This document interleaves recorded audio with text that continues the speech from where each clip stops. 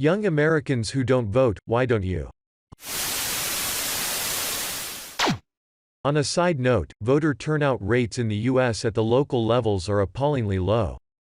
Because of this, mayors and council members can get elected with tiny vote counts, and all it needs is a significant number of supporters, friends and extended family, and they're in. I'm convinced it's why we encounter frequent numbers of corrupt officials at the local levels, as it's not that difficult to get elected and have access to corrupt opportunities. I am someone who considers myself very politically active and aware, but even I have trouble with local elections. A Google search rarely brings up anything on some races. There were like a dozen candidates for my city council, but I couldn't find anything substantive about the candidates' policies and how they differ from each other. I think there needs to be better resources or coverage locally so people actually know what they are voting for. A lot of the time, these local elections don't have party labels for the candidates. So down-ballot voting is ever harder.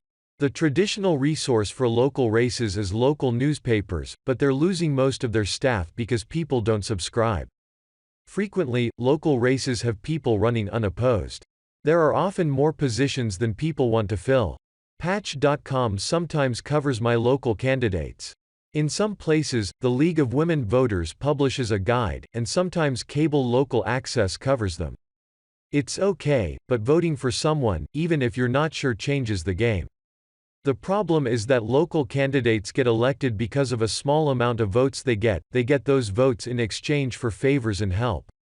Moreover, those votes will keep them in power indefinitely. There's no reason to campaign, and there's a lot of incentive to keep yourself private. When a lot of people vote for a candidate, no matter how well informed they are, the candidate is limited in how obvious his corruption can be, and the candidate can push against people asking for favors knowing they could keep their position.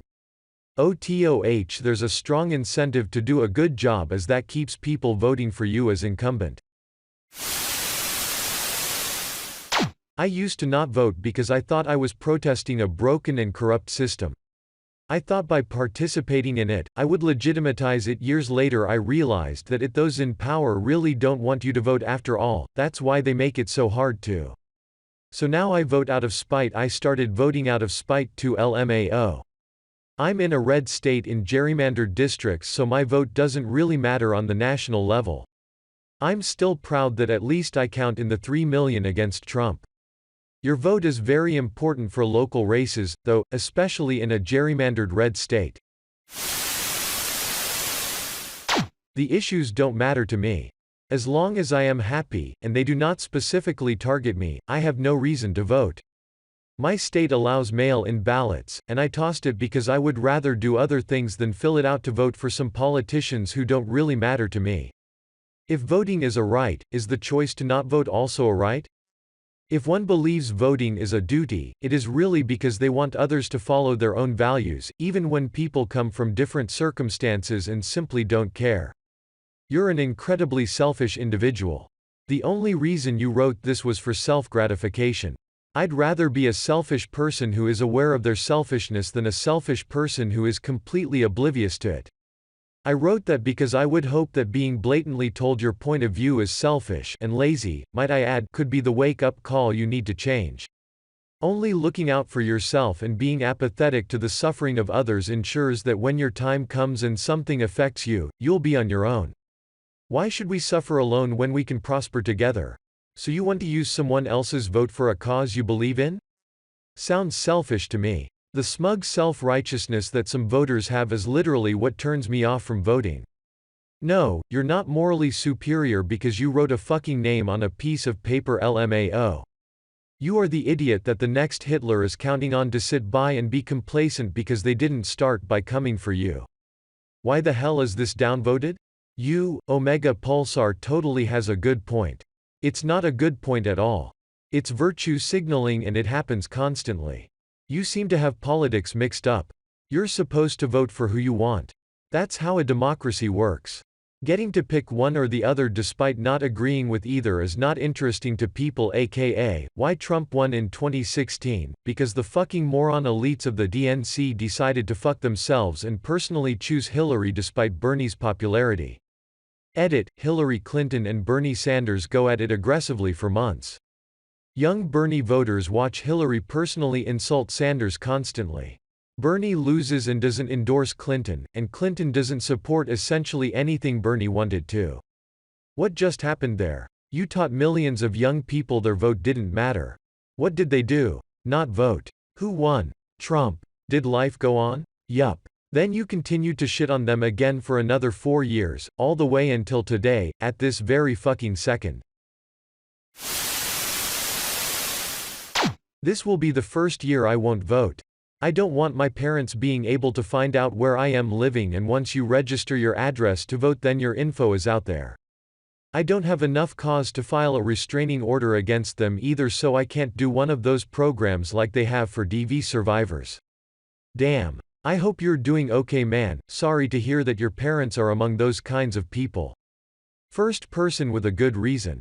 I don't have enough cause to file a restraining order against them either, so I can't do one of those programs like they have for DV survivors.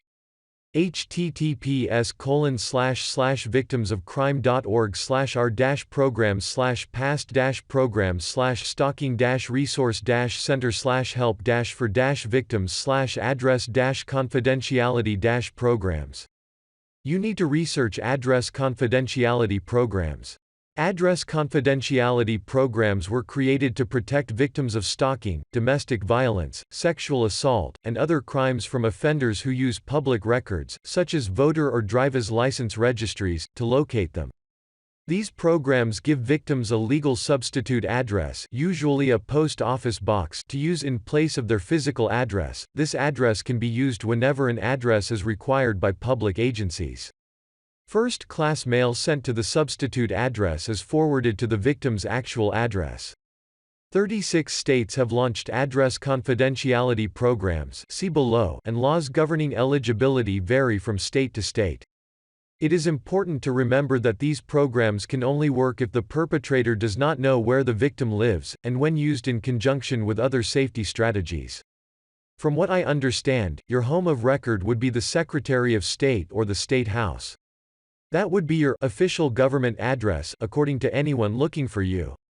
I don't think you need to prove DV, or even stalking, but if your state has a program, they'd have more info. I hope this gets resolved and you can vote without fear next time around. I wish you the best of luck facing your current problems. Stay strong, heart. God damn it, this thread has just succeeded in pissing me off. If you could have voted and didn't, for shame. Previously, fuck you, edit, day no longer ruined, thanks to the mostly positive feedback and interesting conversations. Y'all lazy MFERS still shoulda voted though. Peace. Edit 2, okay, perhaps a solid fuck you may have been too harsh for some. It was early in my day. So how about a large for shame? Because Obama was my president for my entire young life, and when Trump was voted in I was told the world was ending and the great era of progressiveness was over. And when I woke up the first day of Trump's presidency, the sun was still shining and the people I saw on the street smiled at me and held the door open. Nothing fell apart and nothing was worse. 4 years later the sun is still shining and I have yet to see anyone be lynched or any minorities be stabbed to death. The only thing that changes is who the newscasters paint as a villain and who I'm told to hate every new election. Change happens between individual people interacting in positive ways with each other, not by the puppet show that we call our elections. Edit, the word privileged has lost its meaning after the events of this thread. What an extremely privileged point of view that shows a complete lack of empathy for all the children locked in cages because of his cruel immigration policies, the LGBTQ people who've had their protections rolled back, the Muslims who've been denied asylum from war, and the waterways that are now being contaminated because of environmental protection rollbacks. There are literal concentration camps currently operating in this country. Our public programs and agencies are being starved to the point they can no longer function. Let me tell you, as an immigrant and a sexual and religious minority, this administration is, to put it mildly, terrifying. So thanks for being so self-centered that you can't take time out of your busy life to do the absolute, bare minimum of your civic duty. Best reply on here. When Obama was pres, half the country was constantly screaming about how he was literally destroying the world. Then Trump got elected, complete opposite of Obama, and the other half is screaming the same thing. Yet nobody I know actually had their own life significantly impacted either positively or negatively by Obama or Trump. Caring about American politics is dumb.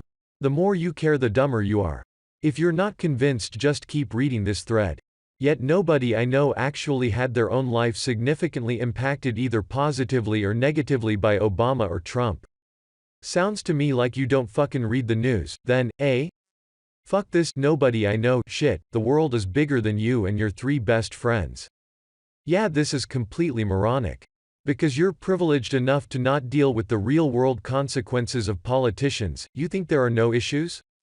Fucking teenagers lol. Man, you really haven't been paying attention. Just because your immediate life hasn't changed doesn't mean there hasn't been lasting damage done. I didn't vote in my early 20s because I couldn't make it to the polls due to work. In my mid-20s I tried to, but they moved my polling station and I couldn't find it. 3 different times. In my late 20s to today I do vote, but I moved so my polling location is easy to get to and I now have a job with normal hours. Makes it easy to do.